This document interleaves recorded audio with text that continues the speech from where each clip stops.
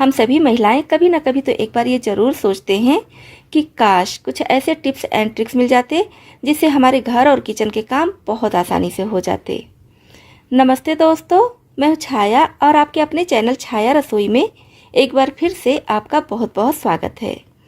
दोस्तों, आज मैं फिर से आपके लिए कुछ वायरल टिप्स एंड ट्रिक्स लेकर आई हूँ जिसको काफ़ी लोगों ने अपनाया है, जिसकी वजह से लोग अपना समय और पैसा बचाए हैं और अपने काम को काफ़ी आसान किए हैं। तो इन टिप्स को आप भी देखिए, हो सकता है ये टिप्स आपके लिए भी यूजफुल हो। तो दोस्तों, हमेशा की तरह कमेंट बॉक्स में लिखकर ये ज़रूर बता दीजिएगा कि आप इस चैनल की वीडियोस किस शहर या फिर किस गांव से देख रहे हैं। तो चलिए देख लेते हैं आज की सबसे पहली टिप। जब भी हम कोई हैवी साड़ी पहनते हैं, पार्टी वेयर साड़ी पहनते हैं, तो उसका जो बॉर्डर होता है वो काफ़ी हैवी होता है, साथ साथ ब्लाउज भी हैवी होता है। तो क्या होता है कि हैवी साड़ियों में जब हम पिन लगाते हैं, पिन टक करते हैं, तो कभी कभी पिन का ये शार्प नहीं होता है, तो अंदर अच्छे से नहीं जाता है, जिसकी वजह से कभी साड़ी का कोई पल्लू छूट जाता है या फिर ब्लाउज छूट जाता है। तो काफ़ी दिक्कत होती है पिन को टक करने में। तो ऐसा क्या करें कि हमारा पिन एकदम शार्प हो जाए, जिससे हम कितनी भी हैवी साड़ियों को ब्लाउज के साथ टक करें आसानी से टक हो जाए। तो इसके लिए हमें चाहिए चाय की छन्नी, स्टील वाली चाय की छन्नी चाहिए, और सेफ्टी पिन को लेंगे। सेफ्टी पिन को इस पर इस तरह से बस कुछ सेकंड के लिए रब करेंगे, सब तरफ से इस तरह से घुमाते हुए रब कर देंगे।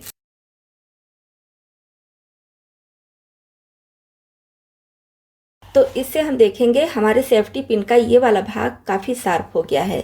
तो अब आप इसको कितनी भी हैवी साड़ियों में टक कीजिए, और कितना भी हैवी ब्लाउज हो, बॉर्डर वाला हो, सब में बहुत आसानी से ये लग जाएगा, कोई भी दिक्कत नहीं होगी। इस तरह से आप भी अपने सेफ्टी पिन को शार्प करके अपने हैवी साड़ियों के पल्लू को टक कर सकती हैं। तो ये टिप हर लेडीज़ के लिए बहुत ही यूजफुल है, इसको आप भी ज़रूर अपनाएं। जब भी हम रोटी बनाते हैं तो कुत्ते के लिए या फिर गाय के लिए निकालते ही हैं, लेकिन एक रोटी आप छोटी सी और निकालिए, और इतनी छोटी रोटी हो, ये देखिए कितनी छोटी सी, बस थोड़ा सा आटा लीजिए और उसको ऐसे थोड़ा सा परथन लगाकर चिपटा कर दीजिए, बस इतनी छोटी रोटी चाहिए। अब इस रोटी का क्या करना है अभी वीडियो में आगे दिखा रही हूँ। तो इसको क्या कीजिए, दोनों तरफ से इस तरफ से पलट कर सेक लीजिए, जैसे हम नॉर्मल रोटी सेकते हैं उस तरह से। तो बस इस तरह से सेकने के बाद अब इस रोटी को ले लीजिए, और क्या करना है, इसको हमें गैस चूल्हे पर इस तरह से रख देना है, मतलब कि अग्नि देव की रोटी हो गई ये। जब भी हम कोई खाना बनाते हैं, चावल वगैरह बनाते हैं, या पुराने ज़माने से चला आ रहा है, दादी नानी चावल दाल कुछ भी बनाती थी तो थोड़ा सा जिस बर्तन में बनाती थी उसमें इस तरह से करके चूल्हे के ऊपर भी डालती थी अग्निदेव के लिए। तो ये छोटी सी रोटी हमारी हो गई अग्निदेव के लिए।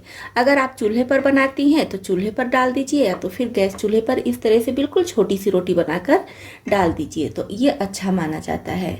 तो इसके बाद आप गाय की रोटी बनाइए, परिवार के और लोगों की भी रोटी बनाइए, कोई दिक्कत नहीं है। अगर आप इन चीज़ों को मानती हैं, आपका विश्वास है इन चीज़ों पर, तो इस टिप को ज़रूर अपनाएं। मैं तो रोज़ अपनाती हूँ, तो इसीलिए आपके साथ भी शेयर की हूँ। ये हमारे लिए काफ़ी शुभ माना जाता है और इससे घर में बरकत भी होती है। कभी कभी हम नॉनस्टिक तवे पर तेल या घी लगाना भूल जाते हैं या फिर नहीं लगाते हैं। इस पर डोसा या फिर चिल्ला बनाते हैं। हर बार तो ये नहीं चिपकता है, लेकिन कभी कभी बहुत बुरी तरह से चिपक जाता है। इतनी बुरी तरह से चिपकता है कि इसको हम किसी भी तरह से निकालने की कोशिश करें, नहीं निकलता है, और बहुत ज़्यादा अगर ज़बरदस्ती करेंगे तो फिर स्क्रैच पड़ने का डर होता है। तो अगर आपके साथ भी ये प्रॉब्लम होती है, कभी तवे पर डोसा या फिर चिल्ला चिपक गया है, चाहे तो नॉनस्टिक हो या फिर लोहे का तवा है, तब भी आप इस टिप को अपना सकती हैं। तो क्या कीजिए, पहले फ्लेम ऑफ कर दीजिए, तवे को रख दीजिए पूरी तरह से ठंडा होने के लिए, और उसके बाद आप इसको रख दीजिए फ्रिज में। फ्रिज में करीब 2 घंटे के लिए रख दीजिए, समय है तो ओवरनाइट भी रख सकते हैं। नेक्स्ट डे आप इसको निकालिए और फिर से हल्का सा गर्म कीजिए। जब तवा हल्का सा गर्म हो जाएगा, फिर आप संभाल कर इस तरह से जो भी इस पर डोसा या चिल्ला चिपका हुआ है आसानी से निकाल सकती हैं। आपके तवे का कोटिंग भी नहीं खराब होगा, और आपके तवे से चिल्ला या फिर डोसा बहुत आसानी से निकल जाएगा। बस उसको पहले अच्छे से ठंडा कर लीजिए, गर्म कर लीजिए और फिर निकालिए। तो ये बहुत ही यूजफुल टिप है, क्योंकि कभी ना कभी हर किसी के साथ ये प्रॉब्लम आती ही है। तो आप इस तरह से अपने नॉन स्टिक तवे को ख़राब होने से बचा सकती हैं। कभी कभी हमारे प्रेशर कुकर की सीटी में ये वाला जो भाग होता है इसमें कुछ ना कुछ फंसा रहता है, तो ध्यान से देखने पर भी कभी कभी नहीं दिखता है। तो इसको पता करने का सबसे अच्छा तरीका है कि इसमें कुछ फंसा है कि नहीं। क्या कीजिए, नीचे एक बड़ा बाउल रख लीजिए और इस लिड को ऐसे उल्टा करके रख दीजिए और अब इस पर डालिए पानी। इस तरह से देखिए पूरा पानी से हम भर देंगे। तो जैसे फ्लो से गिरना चाहिए उस फ्लो से देखिए पानी नहीं गिर रहा है। ये देखिए थोड़ा थोड़ा करके एक एक बूंद करके गिर रहा है। इसका मतलब इसमें कुछ ना कुछ फंसा है। अब क्या करेंगे, चाहे तो सेफ्टी पिन ले लीजिए या तो फिर कोई नुकीली चीज ले लीजिए और इस तरह से इसमें डालकर देखेंगे। फिर से थोड़ा सा पानी डालेंगे। देखिए इसमें छोटा सा चावल का दाना फंसा हुआ था, तो ये ऐसे नहीं निकलता है। तो आपको सबसे अच्छा तरीका है चेक करने का कि इसी तरह से पानी डालकर देखिए। अगर पानी एकदम फ्लो में गिरता है तो इसका मतलब इसमें कुछ भी फंसा नहीं है, एकदम सही है। फ्लो में नहीं गिरता है तो इसका मतलब इसमें कुछ फंसा है। और कभी कभी होता है कि इसमें फूंक मार कर भी पता चल जाता है कि कुछ फंसा है कि नहीं। इसमें तेज से फूंक मारिए, अगर कुछ फंसा होगा तो इधर से बाहर निकल आएगा, अगर हल्का फुल्का फंसा होगा तो बाहर निकल आएगा। अगर ज़्यादा सूख गया है, जम गया है, तो फिर आपको किसी नुकीली चीज़ से ही उसको निकालना पड़ेगा। तो इस तरह से आप चेक कर सकती हैं कि आपके ढक्कन का ये सीटी सही है कि नहीं। तो इसमें जरा सा भी कुछ फंसा रहेगा तो काफ़ी ज़्यादा खतरा हो सकता है। तो इसलिए बहुत ही यूजफुल टिप है, इसको आप भी अपने किचन में ज़रूर अपनाइए। अक्सर जल्दी जल्दी में हरी मिर्चें हाथों से ही ऐसे काटने लगते हैं, चॉपिंग बोर्ड का यूज नहीं करते हैं। और हरी मिर्च काटने के बाद देखते हैं हमारे हाथों में हरी मिर्च बहुत ज़्यादा लगने लगती है, पूरा हाथों में जलन होने लगती है। और ये भी डर लगता है कि हरी मिर्च लगी हुई हाथों से कहीं चेहरे को छू दिए तो चेहरे में भी जलन होने लगेगी। अगर आपके हाथों में भी जलन होती है तो मैं आपको एक मैजिक बताऊंगी जिससे चुटकियों में आपके हाथों की जलन गायब हो जाएगी। इसके लिए लीजिए फ्रिज में रखा हुआ एकदम ठंडा दूध, एकदम चिल्ड दूध हमें चाहिए, और थोड़ा सा हाथ में लेकर अच्छे से इस तरह से मल लीजिए। और कुछ सेकंड मलने के बाद हाथ को नॉर्मल पानी से धुल लीजिए। हाथों से जलन ऐसे गायब हो जाएगी जैसे कोई मैजिक हो गया।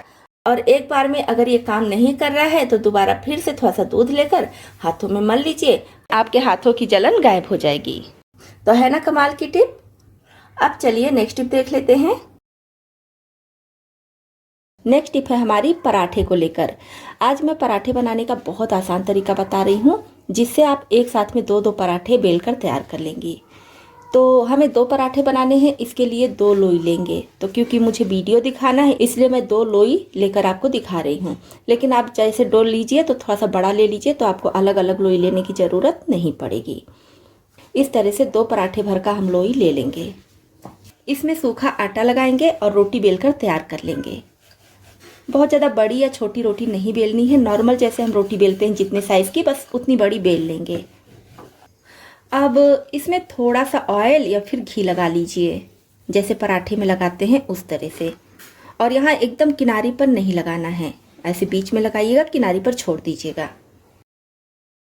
अब इसको आधे पर से ऐसे फोल्ड कर देंगे और यहाँ से बीच में से इस तरह से कट कर देंगे। इसको अभी साइड में रख देंगे। सूखा आटा लगाएंगे और इसको बेलकर बड़ा कर लेंगे और इसको पतला मोटा आप अपने हिसाब से रख लीजिएगा। तो ये देखिए एक पराठा बेलकर तैयार कर ली हूँ। अगर आपको और ज़्यादा लेयर पसंद है तो क्या कीजिए, एक पीस जो मैं रखी थी इसमें दिखा दे रही हूँ, ऊपर से फिर से थोड़ा सा ऑयल लगाएंगे और यहाँ से इसको इस तरह से फोल्ड कर देंगे। थोड़ा सा सूखा आटा लगाएंगे और इसको सेम पराठे की तरह ही बेलकर तैयार कर लेंगे। तो इस तरह से आप अपनी पसंद अनुसार 2 या फिर 4 लेयर में ये पराठे बना सकते हैं। तो ये बनाने में बहुत आसानी होती है। एक साथ एक ही लोई में हम 2 पराठे बनाकर तैयार कर लेंगे। ये पराठे खाने में भी बहुत ज़्यादा टेस्टी होते हैं और फटाफट बन भी जाते हैं। तो इस टिप को आप भी अपने किचन में ज़रूर अपनाएं। तो लेगिंग हम सभी लेडीज़ और लड़कियां पहनते हैं, तो कुछ दिन पहनने के बाद ये फटने लगता है या फिर घिस जाता है। तो अगर आपके पास भी कोई पुरानी लेगिंग पड़ी हुई है, कलर कोई भी हो, उसको ले सकती हैं। मेरे पास ये स्किन कलर की लेगिंग है, ये पुरानी हो चुकी है, फट भी चुकी है, तो मैं इसी को ले रही हूँ। तो इसको पहले अच्छे से हम बराबर कर देंगे। अब हाथ के साइज का इसको नाप लेंगे। जितने साइज का आपका हाथ है उतना बड़ा इसको नाप लीजिए। पैर की तरफ से दोनों को इकट्ठा कर लेंगे और बराबर करेंगे। अब यहां से इसको हम कट कर लेंगे। तो इसका ये ऊपर का भाग हम फेंकेंगे नहीं, इसका यूज मैं आपको आगे के वीडियो में बताऊंगी। अब इसको आप चाहे तो जहां से कट की हैं वहां से इस तरह से अंदर की तरफ करते हुए सिलाई चला दीजिए। चाहे तो मशीन से या फिर हाथ से भी चला सकती हैं। तो इस तरह से इसको अंदर की तरफ करते हुए सिलाई चला दीजिए। लेकिन मैं इससे आपको 2-3 टिप बताने वाली हूँ, इसलिए सिलाई नहीं चलाऊंगी। तो अब इसको आप क्या कीजिए, जैसे अभी गर्मियां काफी पड़ रही हैं, बाहर निकलना पड़ता है, काफी तेज धूप होती है, तो धूप में निकलते समय हम चेहरे को तो दुपट्टे से या फिर स्टॉल से ढक लेते हैं, लेकिन हाथ हमारे खुले रहते हैं। तो हम इसको हाथों में ऐसे पहन लेंगे तो हमारा हाथ भी धूप से बचेगा और हमारा स्किन काला नहीं पड़ेगा। तो मार्केट से हम लॉन्ग ग्लव्स तो लेते ही हैं, लेकिन अगर उसका पैसा बचाना चाहती हैं तो इसको आप अपने दोनों हाथों में ऐसे पहन लीजिए। तो ये लेगिंग बिल्कुल फिट है, इसलिए मैं इसमें सिलाई नहीं चला रही हूँ। आपकी लेगिंग अगर थोड़ी ढीली है तो साइड से थोड़ा सा सिलाई चला दीजिए। तो बहुत ही सिंपल और छोटी सी टिप है, लेकिन बहुत ज्यादा यूजफुल है। तो इस तरह से आप पुरानी लेगिंग का यूज कर सकती हैं। अब अगर आप लेगिंग का यूज इस तरह से नहीं करना चाहती हैं तो एक टिप और मैं आपको बता रही हूँ। तो हम कहीं बाहर जाते हैं तो ठंडे वाले बोतल के साथ साथ कभी जरूरत पड़ती है तो इस तरह का नॉर्मल बोतल या फिर पानी वाला बोतल भी लेकर जाना पड़ता है। तो इसमें हम ठंडा पानी रख लेते हैं और बाहर लेकर जाते हैं, या बाहर से ही ठंडे पानी का बोतल खरीदते हैं तो आधे से 1 घंटे में ही देखते हैं ये पानी नॉर्मल हो जाता है। तो इसके लिए भी आप इस लेगिंग का यूज कर सकती हैं। तो पहले इस लेगिंग को उल्टा कर लीजिए और ये जो सिलाई वाला भाग है, नीचे वाला भाग है, इसको हम नीचे की तरफ ऐसे करेंगे।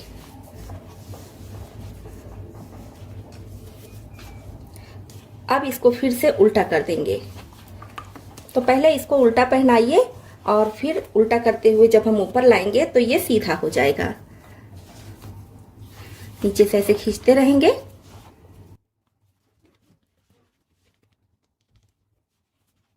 तो ये देखिए इस तरह से ये पूरा बॉटल ढक गया है लेगिंग से और सीधा वाला भाग ऊपर हो गया है, जिससे ये देखने में भी अच्छा लग रहा है। तो अगर किसी को नहीं बताएंगे तो कोई जान ही नहीं पाएगा कि ये लेगिंग को कट करके हम इसका कवर बनाए हैं। तो इस तरह से जब आप बॉटल को बाहर लेके जाएंगी तो इसका पानी आधे से 1 घंटे में जहाँ गर्म हो जाता था वहीं पर 2 से 2.5 घंटे इसका पानी बिल्कुल ठंडा रहेगा। और अगर आप इसको और ज्यादा ठंडा रखना चाहती हैं तो इसी के ऊपर से एल्युमिनियम फॉइल लपेट दीजिए, तो ये पानी और ज्यादा देर ठंडा रहेगा। तो है ना कमाल की टिप। पुरानी लेगिंग को फेंक देते उससे अच्छा देखिए हम यहाँ पर इसका कवर बनाकर तैयार कर लिए हैं। हमारे घरों में जो सबसे ज्यादा यूज किया जाने वाला एरिया है वो है किचन, और किचन में भी सिंक एरिया सबसे ज्यादा यूज किया जाता है। कुछ भी थोड़ा मोड़ा छोटा मोटा काम करना है तो सिंक के पास आना ही पड़ता है, जिसकी वजह से सिंक बहुत ज्यादा गंदा हो जाता है। सिंक में हम जूठे बर्तन भी रखते हैं, जिसकी वजह से कीड़े मकोड़े भी आने का डर होता है। मतलब सिंक कभी खाली नहीं रहता है, कुछ ना कुछ उसमें बर्तन रहता ही है। तो इससे कीड़े मकोड़े भी आने का डर होता है, साथ ही साथ बदबू भी आने लगती है। तो इससे बचने के लिए क्या करेंगे, कुछ दिनों पे आप इस टिप को जरूर अपनाएं। तो सिंक को पहले आप पूरी तरह से खाली कर दीजिए, बर्तन वगैरह है उसको धुल कर हटा दीजिए, निकाल दीजिए और इस तरह से नमक डाल दीजिए 1.5 से 2 चम्मच। अब हमें चाहिए चाय की पत्ती। ये वही चाय की पत्ती है जो चाय बनाने के बाद हम छानते हैं, चाय की पत्ती बच जाती है, वही चाय की पत्ती है। नई चाय की पत्ती लेने की जरूरत नहीं है, बस बनी हुई चाय की पत्ती आप ले लीजिए। और इसमें आपको ध्यान रखना है कि अदरक इलायची ये सब है तो आप हटा दीजिए, सिर्फ चाय की पत्ती ही होनी चाहिए, क्योंकि अदरक इलायची ये सब लेंगे ना तो फिर इसमें फंसने का डर होता है। तो इसलिए सिर्फ चाय की पत्ती ही लीजिए। अब इससे हम अपने सिंक को बहुत अच्छे से साफ करेंगे। चाय की पत्ती है, साथ में नमक है, नमक भी सफाई का काम बहुत अच्छे से करता है, चाय की पत्ती भी सफाई का काम बहुत अच्छे से करती है। तो सिंक में इस तरह से फैला देंगे पहले। कोशिश कीजिए कि चाय की पत्ती जाली में न जाने पाए। थोड़ी बहुत चाय की पत्ती तो जाएगी ही, लेकिन ज़्यादा न जानी पाए। बस आप अपने हिसाब से थोड़ा सा बचा लीजिएगा कि ज़्यादा चाय की पत्ती नाली में न जाने पाए। ये वाला एरिया भी काफ़ी गंदा हो जाता है, तो इसको भी हम बहुत अच्छे से साफ करेंगे। अब सफाई करने के बाद जो एक्स्ट्रा चाय की पत्ती है इसको हम हटा देंगे और इसको डाल देंगे डस्टबिन में, क्योंकि इसका कोई ज़रूरत नहीं है।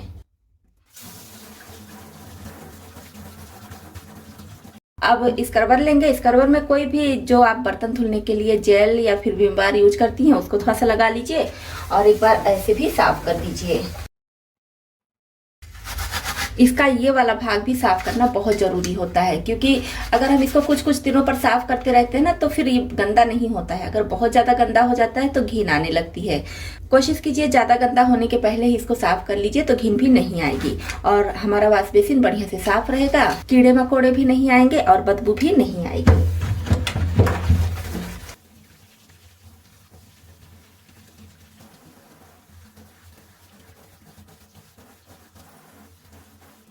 इस तरह से हमारा वॉश बेसिन एकदम नए जैसा चमकता रहेगा। किसी भी तरह की बदबू नहीं आएगी, कीड़े मकोड़े भी नहीं आएंगे।